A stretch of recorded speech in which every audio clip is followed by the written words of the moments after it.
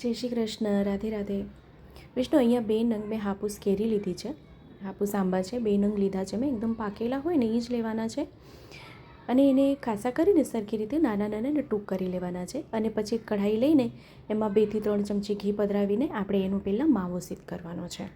મેં છે ને મોળો માવો દૂધનો પહેલાં સિદ્ધ કરી લીધો છે, કારણ કે માવા સિદ્ધ થતાં વાર લાગે છે.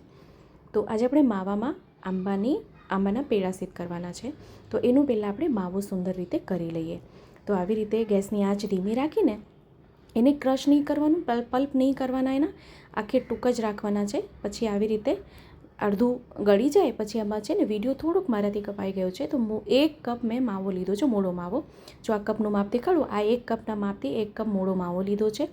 અને માવો પધરાવ્યા પછી એ મિક્સ કરીને પછી સાથે 1 કપ જેટલો માવો લીધો છે એટલી જ ખાંડ એટલી સાકર આમાં પધરાવી દેવાની છે. જેટલો માવો એટલી જ ખાંડ, બંને બરાબર ભાગનું લેવાનું છે. અને 2 નંગ હાપુસ કેરી લીધી છે મેં. મીઠી કેરી હોય એ જ લેવાની છે આપણે. તો પછી આપણે એને ગેસની આંચને ધીમી રાખીને આપણે સતત એને ચલાવતા રહેવાનું છે. આને થોડીક થતાં વાર લાગશે, કારણ કે આંબા છે. તો આપણે ખાંડ પધરાવશું પછી થોડુંક એવું લાગશે કે ચાસણી એની ચાસણી થશે ને, એટલે ખાંડ ઉગળશે એટલે ચાસણી થશે, એટલે હજી ઢીલી થશે સામગ્રી. પણ એને પેશન્સ રાખીને ધીમી આંચે એને સતત ચલાવતા રહેવાનું છે. ધીમી આંચે આપણે રાખીને એને ચલાવતા રહીએ તો એમાં જે બધું મોઇશ્ચર છે, રસ છે, બધું બળી જશે. તો આપજો ધીરે ધીરે અહીંયા બધું રસ એનું બળવા માંડ્યું છે. તો આ લોયું છોડી દે સામગ્રી ત્યાં સુધી આપણે એને ગેસ પર રાખશું. આખું લોયું આ છોડી દેશે.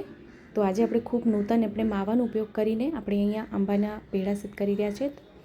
તો અહીંયા આપ જોઈ શકો તો અહીંયા લગભગ અહીંયા સામગ્રી થવા આવી છે.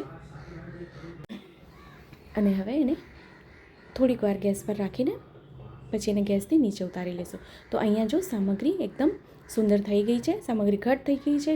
હવે તવીથામાં ચોંટવા માંડી છે અને લોહીઓ એકદમ છોડી દીધું છે, એટલે ગોળો વળવા માંડ્યો છે. તો હવે અહીંયા આપણે ગેસની આંચને હવે બંધ કરી દેવાની. અને ગેસની આંચને બંધ કર્યા પછી આપણે એને ગેસથી નીચે ઉતારીને સામગ્રીને ઠંડી કરવા માટે મૂકી દેવાની છે. સામગ્રી ઠંડી થઈ જશે તો એના ખૂબ સુંદર નંગ વળશે. હવે જો અહીંયા છે ને, આજે હું આંબાના પેડા કરી રહી છું. આપ એની આવી રીતે જ બરફી કરી શકો છો. તો આપણે એને એમાં ને એમાં જ ઘૂંટીએ ને તો જે ચાસણી હોય ને, ચાસણી ઘટ થાય. જેટલું ઘૂંટાય એટલે ચાસણી ઘટ થાય, એટલે એને ઘૂંટવાનું વધારે. ઘૂંટવાનું રીઝન એનું આ જ હોય છે. તો હવે આપણે એને ગેસથી નીચે ઉતારી લઈએ અને એને ઠંડુ થવા દઈએ. ઠંડુ થાય તો આપણે અહીંયા જો આખું અહીંયા પ્રોપર ગોળો વળી ગયો છે એનું.